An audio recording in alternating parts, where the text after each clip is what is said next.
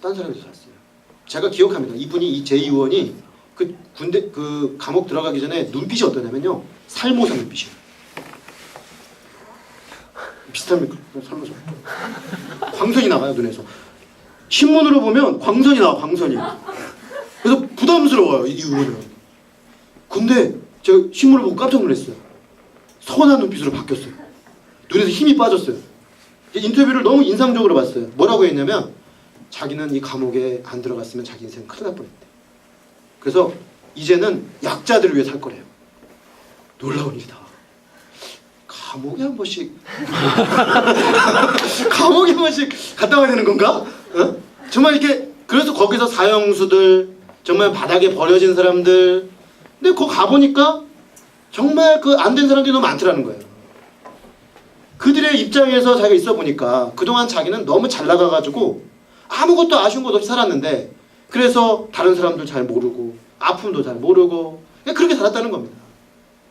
진정한 지도자이겠어요? 그 사람에서 싸늘한 눈빛 나오고 겉에 가면 막 얼어버리고 엘사 막 얼음이 나오고 막, 그죠? 그 누가 그런 사람을 인정하고 목자로 인정하고, 그죠? 안 하죠. 이분이 깨달은 거예요. 이제 제대로 깨달은 거예요. 감옥에 가서라도 깨달으면 좋은 것 같아요. 그죠? 자, 근데 감옥에 가든 안 가도 중요한 건 뭐냐면, 우리가 하나님이 나를 귀히 여기시고 젊은 날 불러주셨다면, 하나님 우리를 쓰시고자 하신다면 하나님 우리를 이렇게 연단하시는 시간이 있다라는 거예요. 연단이 있는 게 좋은 거예요. 그분 고백처럼 자기는 이 시간이 꼭 있었어야 하는 시간이라고 그렇게 말합니다. 아멘. 아, 우리 집사님 정말, 우리 집사 국회의원님 정말 제대로 되셨다. 아멘. 우리가 내게 지금 어려움이 있어요? 하나님을 모르는 사람은 그냥 어려움일 뿐이에요. 그러나 하나님과의 관계 속에서 그것을 보는 사람은 뭐예요? 하나님이 나를 참으로 그런 사람으로 세우기 위하여 훈련하시고 연단하시는 시기입니다. 지금 밑을 팍팍 기고 있습니까? 고통이 내게 있습니까? 아무도 알아주지 않는, 그래서 비참한 지경에서 눈물을 흘리고 있습니까? 어쩌면 그것이 하나님 안에서 나를 정말 하나님이 쓰시기 위하여 빚으시는 연단의 시기인 것일지도 몰라요. 광야의 시기를 주신 하나님께 감사할 수 있는 그런 믿음의 세계관을 가진 여러분들 되시기를 주님의 이름으로 축원합니다. 남유다에 그래서 왕이 됐어요. 남유다 사람들이 와가지고 왕이 돼달라고 했습니다. 남유다의 왕이 됐는데 사울이 죽었잖아요. 사울이 죽고 이제 남유다의 왕을 딱 삼았는데 무정부 상태가 된 겁니다. 그리고 남쪽의 일부의 왕이 됐어요. 이제 무정부고 내후 외환이 막 일어납니다. 블레셋이 사울 왕과 그 아들 요나단을 다 죽여버렸으니까. 자, 근데 이럴 때 기회주의자들이 준동하죠. 자, 역사의 전환기, 기존의 권위가 해체될 때는 어떤 기회주의자들이 나타나냐면 쫙 살펴보면서 다음 힘이 누구에게로 쏠리느냐, 이걸 보는 거예요. 딱 보니까 가장 유력한 힘은 다윗이에요. 이 사람은 13년 동안 전장을 누비고 현장에서 게릴라전에 능했던 사람이에요. 600명 특공대 데리고 다니면서 게릴라 하던 사람이에요. 이 사람 부대는요, 나중에 싸울 때 보면 일당백이에요. 한 명이 붙어서 100명을 해치우는 부대를 만들어 놓은 거예요. 그러니까 다윗이 최고 유력하다. 이걸 깨달은 기회주의자들이 사울 목 자르고 요나단 목 잘라가지고 다윗한테 갖다 딱 바칩니다. 뭡니까? 나는 당신 편이니까 당신이 이 나라를 먹을 때 한 자리 주십시오. 다윗이 어떻게 하냐면 그 사람들을 안 받아주고요, 처벌합니다. 그리고 사울과 요나단 때문에 며칠 몇 날을 웁니다. 뭐라고 말하냐면 이스라엘의 군대, 이스라엘의 하나님의 사람이 죽었다. 너무 슬피 옵니다. 그 진정성을 백성들이 보고 놀라는 거예요. 아니, 다윗이 저렇게 13년 동안 사울 때문에 고생을 해놓고 어떻게 저렇게 사울을 위해 울 수 있는가? 그는 늘 사울을 죽일 수 있는 기회가 있었어도 여호와의 기름 부음 받은 자를 내가 해할 수 없다. 이 사람이 비록 부족함이 있지만 하나님이 세운 사람이기 때문에 내가 치지 않겠다는 거죠. 한 번은 바로 옆에까지 왔어요. 동굴 속에 게릴라들하고 숨어 있는데 사울이 화장실 가느라고 동굴에 들어왔어요. 바로 옆에 사울 다윗 칼 들고 있는데 여기 앉아가지고 큰 거를 해결하시는 거예요. 옆에 군사들이 그죠? 명령만 내리면 내가 하여튼 목 따오겠다 이러는 거야 지금. 근데 다윗이 못하게 합니다. 그리고 자기가 가요. 자기가 쫙 가가지고 그 용변 보느라고 집중하고 있는 그의 옷자락을 쫙 잘라요. 잘라가지고 다시 돌아옵니다. 이 사람이 가가지고 멀리 돌아간 다음에 반대쪽 산에 올라가서 딱 옷자락을 두고 말합니다. 왕이시여, 당신을 하나님이 내 손에 맡기셨습니다. 당신은 원래 내 손에 죽었어야 되는 사람입니다. 그러나 여호와의 기름 부음 받은 자를 내가 해할 수 없기에, 난 하나님을 경외하기에 당신을 해하지 않습니다. 어찌하여 무고한 나를 쫓아다닙니까? 그때 사울이 잠깐 회개해요. 너무 감동받은 거죠. 근데 또 다시 쫓아와요. 이런 상황이에요. 그러니까 정말로 그는 사울을 쓰신 하나님을 존중했던 거예요. 그래서 그거를 백성들이 느낍니다. 자, 백성들이 이때 다윗의 진정성을 보시죠. 아, 저 사람이 진짜 리더구나. 저 사람이 진짜 왕이구나. 를 깨닫는 거예요. 자기를 그렇게 일방적으로 해를 가하는 사람에게 해를 해로 갚지 않고 오히려 사람과 존경으로 표현하는 그 다윗의 인격, 이게 어디서 형성된 겁니까? 광야 시절에 형성된 거죠.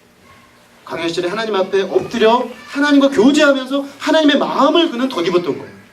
그렇기 때문에 그는 다르게 반응했던 것입니다. 자, 근데 민족이 분열되어 있으니까 하나님께 묻습니다. 다윗이. 하나님, 제가 어떻게 할까요? 그랬더니 올라가는데 유다를 취해라. 하나님, 제가 전체를 다 취할까요? 아니, 그건 하지 마. 하나님, 하지 말라고 하십니다. 다윗이 군사력이 막강했기 때문에 당장이라도 가서 취할 수 있었는데, 북쪽을 자기 손에 넣을 수 있었는데 하지 않습니다. 그렇게 7년 반이 흘러갑니다. 그 사이에 동족 상잔의 비극이 일어나죠.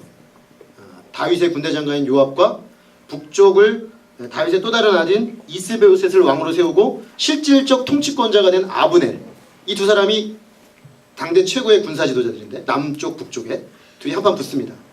붙었는데 북쪽 아브넬이 남쪽 이 요압의 형제인 아사엘을 죽입니다. 둘이 철저히 원수가 되죠. 그래가지고 국지전이 전면전으로 번져가지고 많은 사람이 죽게 돼요. 다윗은 이것을 굉장히 안타까워합니다. 자, 이런 상황 속에서 북쪽에 변화가 일어납니다. 7년 반을 다윗은 아무것도 하지 않고 기다립니다. 군사력으로 밀어붙였으면 언제든지 통일할 수 있었지만 하지 않아요. 왜냐하면 그는 통일 자체를 목적으로 사는 사람이 아니고 하나님의 뜻과 하나님의 나라를 목적으로 사는 사람이에요. 통일도 하나님의 뜻과 하나님의 나라에 합당하다면 주실 것이고 하나님의 뜻이 아니라면 통일을 지상 목적으로 살지 않는 사람이에요. 그러니까 그는 스탑하고 기다렸습니다. 근데 하나님이 일하기 시작하셨습니다. 북쪽의 실권을 장악하고 있던 아브넬이 어느 날 허수아비 왕인 이스보셋의 후궁을 취했어요. 이스보셋이 열받았습니다. 내가 비록 종이 호랑이 왕이지만 저렇게 나를 대놓고 무시하냐? 화를 냈습니다. 아브넬이 빈정상했어요. 아니, 이 종이 껍데기밖에 없는 왕이 지금 실세인 나한테 대드나? 원래 쟤는 왕감이 아니었어. 이런 생각이 들기 시작합니다. 그래서 화가 나가지고 남쪽으로 내려와서 다윗과 비밀 남북 협상을 벌입니다. 협상의 내용은 이렇습니다. 제가 북쪽 다 갖다 바치겠습니다. 이면 계약, 거기 써져 있진 않아요 성경에. 근데 이면 계약은 이거겠죠. 저를 넘버원 군대 장관으로 삼으시지요. 그 이면 계약이 왔다 갔다 하면서 다윗은 한 가지를 요구해요. 자기의 첫 번째 아내였던 미갈을 나에게 돌려주라. 왜냐? 미갈은 사울의 딸이니까 왕으로서의 정통성을 확보하려고 했던 거죠. 다윗도 굉장히 인간적으로 움직여요. 어쨌든 합의가 이루어집니다. 아브넬이 이렇게 나올 수 있었던 건 북쪽의 지파장들이, 지파 리더들이 다윗으로 갑시다라고 다 한 거예요. 계속 요구를 했어요. 아브넬한테. 이스보셋은 아닌 것 같습니다. 다윗이 우리의 진짜 지도자지 이스보셋은 허수아비고 리더십도 없습니다. 근데 아브넬은 그렇게 되면 자기 권위가 떨어지잖아요. 남쪽의 군사장관하고 해서 2가 되거나 3가 되잖아요. 그러니까 이때가 기회니까 자기가 1번을 얻어내면서 갖다 바친 거죠. 자, 다윗은 평화적으로 통일이 되는 기회가 왔다고 생각했습니다. 그런데 아뿔싸 남쪽에 통일이 되면 안 되는 사람이 있어요. 우리 남북관계랑 되게 비슷합니다. 통일을 좋아하지 않는 사람이 있어요. 어떤 사람이냐? 기존의 세력의 안정지향적인 세력들. 다윗 통치하에서 군사장관 넘버원은 요압이에요. 요압은 더더군다나 아브넬에게 자기 동생이 죽었어요. 이 협상 소식을 듣고 요압이 급히 아브넬에게 전가를 보냅니다. 왔다 갔다며 잠깐 나 좀 보고 가. 아브넬은 협상도 잘 끝났겠다 의심하지 않고 왔는데 그 자리에서 칼로 찔러 죽여버립니다. 자, 어떻게 된 겁니까? 북쪽이 난리가 났어요. 다윗이 남북 협상을 한다고 속여가지고 아브넬을 내려오게 해가지고서는 요압을 시켜서 협살해 버렸다. 이제 다윗 중심으로 통일하는 건 불가능해진 거예요. 요압이 결국은 통일을 막은 일을 해버린 겁니다. 엄청난 위기가 온 겁니다. 다윗은 자기가 하지도 않았는데 다 뒤집었어야 되는 위기가 온 거예요.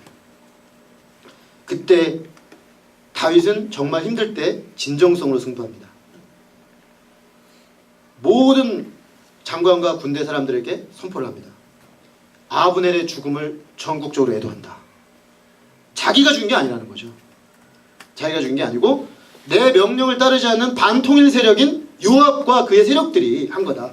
그리고 아브넬을 성덕에 장사 지내고 그를 위해서 오랫동안 애고를 합니다. 그때 백성들이 모두 진실을 알게 돼요. 아, 다윗의 뜻은 그게 아니었구나. 피 흘리지 않고 하나가 되는 게 그의 뜻이었구나. 이걸 깨닫고 결국에는 북쪽에 있는 사람들이 이스보셋을 죽이고 내려와서 통일이 되는 거예요. 이게 오늘 장면이 바로 이렇게 나라를 갖다 바치는 장면인 것입니다. 자, 근데 이때 또 기회주의자가 등장해요. 이스보셋을 자고 있는데 대낮에 가서 죽이고 그 사람 목을 또 들고 나타납니다. 두 사람이. 새 정부의 새 통일 이스라엘의 요직에 앉고 싶었던 거죠. 다윗은 이 사람들을 참수합니다. 왜? 다윗이 꿈꾸는 이스라엘 나라는 기회주의자들의 나라가 아니라 위에 계신 하나님을 경외함으로 섬기고 하나님의 공의가 물같이 흐르고 사랑과 은혜가 흘러가는 그런 나라예요. 다윗이 꿈꾸는 나라. 그러므로 저런 기회주의자들이 발붙여서는 안 된다고 본 거죠. 아주 엄격하게 처리해버립니다. 그래서 결국에는 도덕적 권위와 공의와 사랑의 기초에서 다윗은 하나님의 20년 전에 세우신 하나님의 부르심과 20년 동안 백성들의 마음을 얻어낸 백성들이 마음으로부터 헌신한 백성들의 동의를 통해서 37세에 통일 이스라엘의 왕이 된 것입니다. 자, 다윗이 통일 이스라엘의 왕이 되기까지 그는 자기가 할 수 있는 최대한의 리더십을 발휘했습니다. 제가 볼 땐 참 탁월한 리더십이에요. 그의 리더십의 특징은 뭐냐면 하나님의 말씀의 원리를 체화시켜서 자기 개인뿐만 아니라 나라 전체의 그 말씀의 원리 그대로 순종했다는 거예요. 그래서 그는 중간중간 위기 때마다 공의의 원리와 사랑의 원리에 기초해서 그때그때 리더십을 발휘해서 백성들의 마음을 얻어가기 시작해요. 그래서 결국 그는 통일 이스라엘의 왕을 향해 이렇게 나가게 되는데 사실은 많은 경우 중간중간 실수가 있었습니다. 예를 들어서 미가를 요청한 건 오버였어요. 인간적으로 권위를 얻어보려는 노력이었습니다. 그리고 아브넬하고 남북 협상을 한 건 좋았는데 거기에 이면 계약 이런 정치적 모략을 통해 하려고 했기 때문에 하나님 기뻐하지 않으셨던 거예요. 또 내부적인 요압 세력에 의해서 방해도 받았고. 결국 이 사람은 실수가 많아요. 나름 리더십을 발휘한다고는 하지만 사실은 실수 속에서 아 이건 아니구나 배우고 다시 고치고 그 다음에 또 세워지고 또 세워지면서 조금씩 전진해 갔던 것입니다. 오늘 우리 5장 전체 내용은 다윗의 리더십을 부각시키지 않고 궁극적으로 다윗이라는 인물이 통일 이스라엘의 왕이 되었던 것은 하나님이 그를 부르셨고 훈련하셨고 함께 하시고 세우셨기 때문이라고 말합니다. 만군의 여호와 하나님이 그를 부르시고 함께 하시고 훈련하시고 세우지 않았다면 다윗의 리더십으로 다윗의 지략으로 다윗의 능력으로 왕이 될 수가 없었어요. 그 점에서 오늘 우리는 하나님이 세워주실 때만이 한 사람이 하나님의 사람으로 세워지고 한 사람이 한 시대에 하나님의 뜻을 이루는 도구로 세워줄 수 있다는 사실을 분명하게 발견하게 되는 것입니다. 하나님이 세우시는 사람 다윗은 그러므로 하나님의 사람으로 때마다 기도하며 엎드리는 모습을 가지고 있어요. 여러분, 우리가 어떤 일을 하기 전에 하나님의 뜻을 묻는 사람이어야 합니다. 그럴 때 그 사람은 하나님의 뜻 가운데 세워지는 것입니다. 하나님 갈까요? 가라. 하나님 또 갈까요? 아니, 이번엔 가지 마라. 매번 경험이나 자기의 지식을 의지하지 않고 매번 새롭게 하나님을 의지하는 거죠. 그랬을 때 그는 하나님의 뜻 가운데 한 걸음 한 걸음 전진해 나갈 수가 있던 겁니다. 또 그는 주님의 손 아래 준비되었습니다. 베드로가 여러분 말하죠. 베드로 전서에서 하나님의 손 아래서 겸손하라. 겸손으로 허리를 동이라. 때가 되면 너를 높이시리라 그랬습니다. 그 중요한 건 때가 될 때까지는 엎드려 있으라는 겁니다. 하나님이 높이지 않으셨는데, 하나님이 세우지 않으셨는데 자기가 막 그런다고 일이 되어지는 것이 아니라는 거예요. 다윗은 그 원리를 알았어요. 자기 청년의 때 그걸 철저하게 배웠어요. 하나님의 사람으로 하나님의 뜻 앞에 엎드려 있는 법을 배웠다는 것입니다. 그리고 마지막으로 이건 중요한 건데요. 그는 통일 자체, 왕이 되는 것 자체에 인생의 목적을 두지 않았다는 것입니다. 통일이 지상과제가 아니에요. 통일은 중요하죠. 왕이 되는 것 중요하죠. 그러나 그의 인생의 목적은 통일을 이루는 거나 왕이 되는 것이 아니라 하나님이 목적이었어요. 하나님의 나라가 목적이었어요. 그리고 그 하나님과 하나님 나라가 세워지는 과정에서 통일이 필요하다면, 내가 왕이 되어야 한다면 하는 거죠. 왕이 아니어도 상관없는 거예요. 하나님 나라를 세우는데 내가 꼭 왕이 되어야 할 필요는 없는 거죠. 그는 바로 그 원리를 따라서 하나님이 세워주시는 사람으로, 하나님이 세워가시는 사람으로 하나님 앞에 계속해서 세워갔다는 것입니다. 오늘 우리 사랑하는 형제자매님들, 또 저를 포함해서 오늘 이 말씀 앞에 선 우리들이 정말 이 시대도 다윗과 같은 사람을 필요로 합니다. 하나님의 마음에 합하여 하나님이 친히 세워가시는 사람, 하나님 부르시고 훈련하시고 친히 입증하신 사람, 그래서 철저하게 주님과 주님의 나라를 구하여 하나님의 뜻을 이 세상 가운데 이뤄내는 사람들을 주님은 찾고 부르고 계십니다. 우리 한 사람 한 사람을 이 시간 하나님이 그렇게 부르신 줄로 믿습니다. 우리들이 주의 뜻 안에 다윗처럼 이 귀한 청년의 시절에 준비되어지고 하나님이 세우시는 사람들로 견고하게 세워져 갈 수 있기를 간절히 기도합니다. 기도하겠습니다.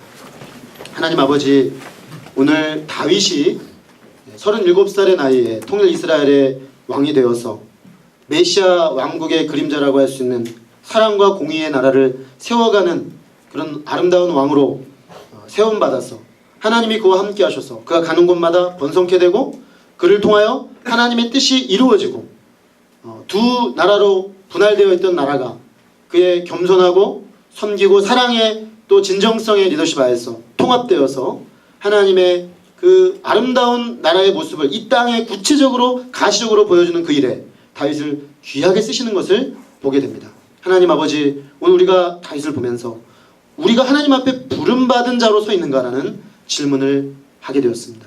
또한 우리는 하나님의 부름받은 자로서 오늘 우리에게 주어져 있는 인생의 광야 속에서 우리는 어떻게 겸손히 주 앞에 연단을 받고 있는지 질문하게 되었습니다.